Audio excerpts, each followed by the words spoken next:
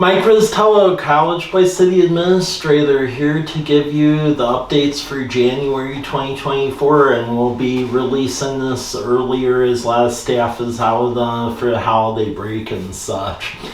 So first of all, happy holidays everyone. Just to go over city closures for this holiday season. City facilities close on Friday, December 22nd at noon. And then they'll be closed on Monday, December 25th and December 26th, which is the Christmas break.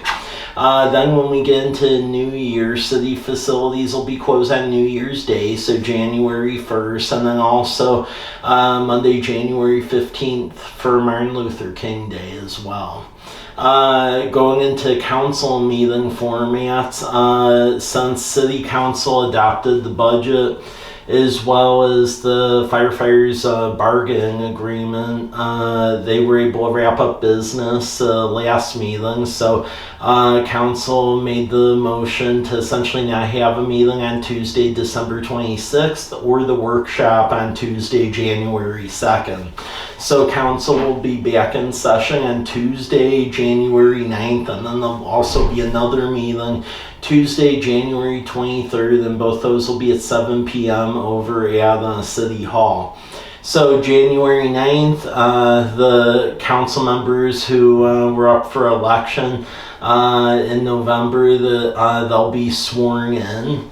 So that will be occurring. Also, commission appointments will be essentially made and confirmed by council as well. And then Anderson Perry is evaluating the bids for completeness, but barring anything unforeseen, we should be in a position to finally award the Lions Park construction bid, which has been a long time in the making. And believe it or not, it came in with an estimate we had in the capital facility plan, so go figure. So that should be awarded January 9th. Some other things going on this holiday season as well. I know some folks in the community have mentioned like how to give nonprofits and so forth. This Valley actually aggregates everything into one website. Blue Mountain Community Foundation does that. So if you're looking for a way to donate, just go to the Valley Given Guide and you can see all the nonprofits in there. And then also they have a lot of matching grants. So if you donate to causes, a lot of times it will double the money given. As part of the budget that was passed this last meeting, the aggregate budget number is about $66.9 million in expenses. As usual, we are still playing catch up on a lot of utility investments and street investments, so capital and staffing is the lion's share of all that. We are adding 3 new staff positions. So one of them is a water utility worker. That's definitely needed just with the high-tech nature of the wells that the state makes everyone go to with the new electronic system. So we need that backup. Also, well, grants we're getting, it's definitely putting a burden on public works staff managing all of them. So there is a project manager to make sure the communication's going okay and all the reimbursements are being done in a timely manner and things are moving along. And then when the police department, we're adding another police officer. So those are the highlights from a general staffing level of that budget. Also, we have the community grant program. Now, this is an orderly way to distribute funds to nonprofits and organizations across the community.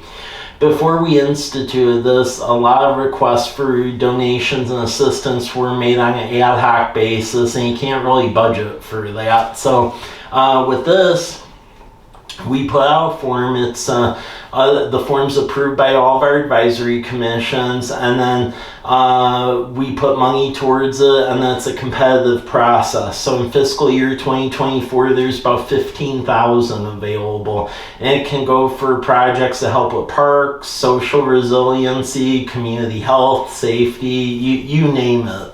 So any organizations that want to put in for this money, they need to do so by January 19th. And then the Ad Hoc Committee of Economic Development Commission, Utility Board, and Park Board members will grade them, and then council will make the final awards likely sometime in February. Another complaint I'm hearing about is 2 utility installations that are going on at the moment. So Pacific Power is putting in a bunch of high tension power lines along Larch Avenue and then also to Marson. That's going on right now. We have told them to improve better communication. However, if things arise where you need to get direct contact with them, the regional business manager is Lori Wyman. She can be reached at lori.wyman, W-Y-M-A-N, at pacificcorp.com, and then the Washington office number is 509-522-7007. Same time this is going on, Ziply is also installing internet and fiber through the community, and we've been made aware of some issues there as well. A lot of their installations are through the College Avenue corridor, Whitman Drive, and a lot of the older sections of the community. The project manager in charge of this installation is Christina St. Germain, and she can be reached at Chris, so CHRIS.STGERMAINE at Ziply.com. So just some contact information as those installations go on. From planning perspective, a lot of stuff is going on. Whitman Drive, as soon as spring breaks, we're expecting Farron Group to start building the villages of Fort Walla Walla. That's a 180-unit apartment complex. You may have already seen they've done the grading, so we believe they will start constructing that. And as part of that, we're actually going to get pedestrian street lamps along Whitman Drive, so that'll be nice. Many Waters LLC, they are developing what I would call the donut hole in the Villages of Garrison Creek development. So that's going to be a grouping of single family homes in there to complete out that subdivision. We believe they're already doing some grading work. We believe more substantial stuff will be built from the housing ethos in the spring. Vesper Project, the apartments over on College Avenue, we believe that'll complete this spring as well. And then Burger King is getting near completion as well on Marson. So good stuff. So we get into next year, we're going to be updating our park plan. That makes us eligible for state grants. So if you have any input as far as our existing parks or where future ones should go or any improvements, please keep your eyes peeled on park board meetings, which are fourth Friday of every month at 8 a.m. Also, we'll be updating our economic development plan so we can qualify for federal grants as well. Through the Economic Development Commission, they're going to be working with Planning Commission and pre-approved housing plans, and council approved that at the last meeting, and we'll be working through housing designs and so forth, because with this, it's already gone through planning approval, so it's going to make affordable housing, ADUs, homes of that nature, a lot more affordable for the end user. So this is our way to try to deal with the whole missing middle housing and trying to get some affordable housing here. Lions Park, we believe that's going to get executed as well as spring and summer. So again, just to revisit that, when that is under construction, that park will be off limits because we can't be having the public in there while we have heavy equipment.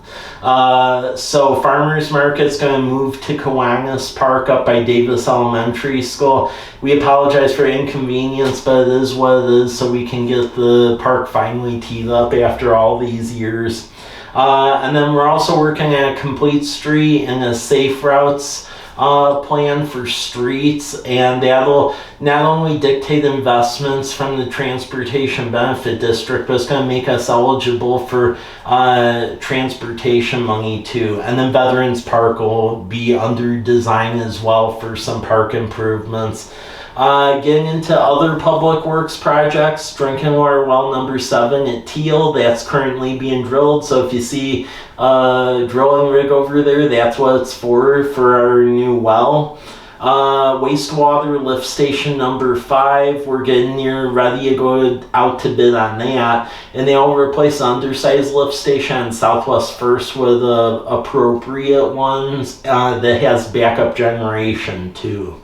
And then Southwest First will also get rebuilt as part of that with sidewalks. Wastewater treatment plant, we're going to go out to bid on the first part of that, which will be replacing the mechanical equipment. So that project's going to start to go into full effect as we get into the spring. And then also Southwest Majanier, we're getting near full plans on that. So really spring, summer, we'll be working on right-of-way acquisition. Post office, the crosswalk up there, we're going to go construction on that this spring as well, and that's paid for with a grant to really make it safer. And then Northeast Damson Transportation Improvement Board's paying for a grant, paying for that project to actually build the street appropriately between Cargill and Rose Street. And then the last TIB meeting, we got awarded 2 more grants. Were Southwest Majanier Road that fully funds that now, and then also Southeast 8th, which is a newer one, and that grant will actually pay to go run sidewalks down 8th, pretty much from College all the way down to Lions Park, so that's going to make it really nice. For fire department, if anyone wants to volunteer, please give them a call, 509-529-6506, because as you know, for our fire department, we're combination, so it's full-time staff supporting the volunteers, so it's really important to keep our numbers up.